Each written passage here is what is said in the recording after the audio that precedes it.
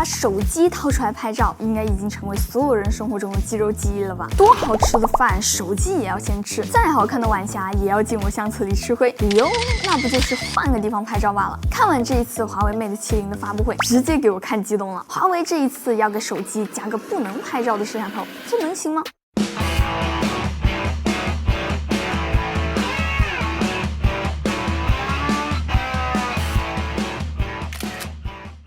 这一次用上新手机，我是真的很喜欢，每天一有空就去隔壁虹桥公园苦苦拍照。这几天深圳下午居然只有15.6度，可把我冻坏了。先说一下结论，这一次拍照真的是很火，甚至很有可能定义手机拍照未来一段时间竞争的方向。简单来说一下这一次升级了什么。我手里的这一台 Mate 70 Pro 加和大多数3摄手机一样，一颗广角主摄，一颗超广角和一颗4倍的长焦。特别的是，3颗摄像头都是华为祖传的秘制 RYYB， 主摄还有可变光圈。但是最关键的是这一颗红枫原色摄像头，小小的也很可爱呢，很活就是靠它完成的。这个红枫镜头其实是150万像素的9通道多光谱传感器，但其实可以这么理解，不是都怕颜色不准吗？华为加了一个专门只看颜色的摄像头，其他摄像头都听它的。有一个我之前没有想到的，我之前用这个 iPhone 拍美甲的时候，就总是各种离谱翻车。这张呢是我最终出的图，这个是原图，你看这肤色紫薯了都，蜜蜡是吧？但是现在 Mate 70这个拍的几乎就不会翻车了。刚才就让我朋友用我的手机还有用 iPhone 16各拍了一张。其实我们工作室现在的灯光也是比较偏暖的。这个呢就是用 Mate 70 Pro 加拍的，这个肤色还算比较正常。这个是 iPhone 16拍的，很难评，油光发亮的，说不好听的有点像鸡爪一样的颜色。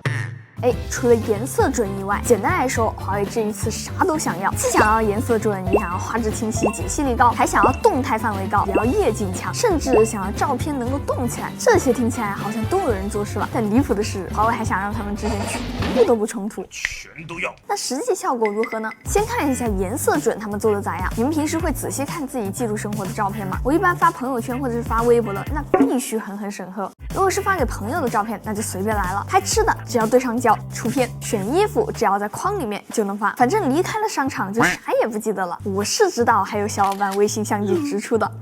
省事儿归省事儿，你看看明明是暖色灯下面的披萨，这还能吃吗？还比如选衣服的时候，我总是咔咔拍一堆照片，等着下次纠结。你看这几张是不是好像挺正常的？但当时商场里面明明都是暖色灯啊。iPhone 是真省事儿，管你原本什么粉色、紫色、绿色，通通处理成灰色，黄的都能给你拍成绿的。再看这个毛衣，蓝色和紫色的线在华为这里就分得特别的清楚。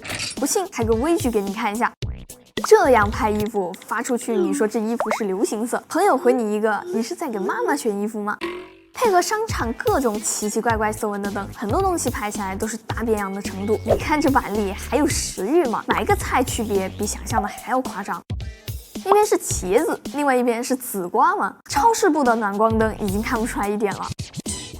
接下来我把手机带回工作室，给它继续上强度，组装一个比游戏机厅还要可怕的光源。背景布一个粉灯，主光打出来一个超绝暖光，出来的效果是这样的。vivo、华为都挺稳定的，再一看苹果，这是帮我换颜色啦。不知道小伙伴们还记不记得华为 P9？ 那个时候华为用黑白摄像头给彩色摄像头增加细节，还带来了徕卡色彩。这么多年后的今天 ，Mate 70用红枫给 RYYB 补充色彩信息，而且在做到颜色准确之后，工程师能折腾的玩意儿可就更多了。比如这蓝 Xmage 风格就不是可以后期套上的滤镜，而是这一次有足够准确稳定的原片信息，工程师才敢大手大脚的调色。比如说这一次的鲜艳模式很有意思，华为说是用了很多油画的色彩训练做了个模型。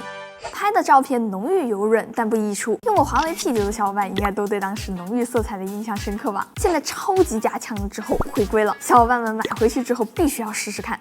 新的这一套影像系统，颜色准确还只是基础，这代升级已经是方方面面的了。比如说这一次有个不小的变化，主摄的1倍从华为系手机一贯的27毫米左右变成了24毫米，视角那是广了不少，阅览窗清晰度更是史诗级的提升。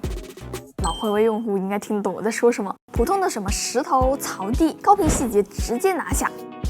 全 RYYB 的3摄连超广角都有底气了，看看这个取景框，这动态范围，长焦的预览明显也会更流畅。近光量大，还给这一次带来了一个新策略，能不激活长曝光就尽量不激活，连城市夜景它都不太想开夜景模式。所以会出现个很神奇的状况，这么一张看起来很夜景的夜景，居然还是带 Live Photo 的。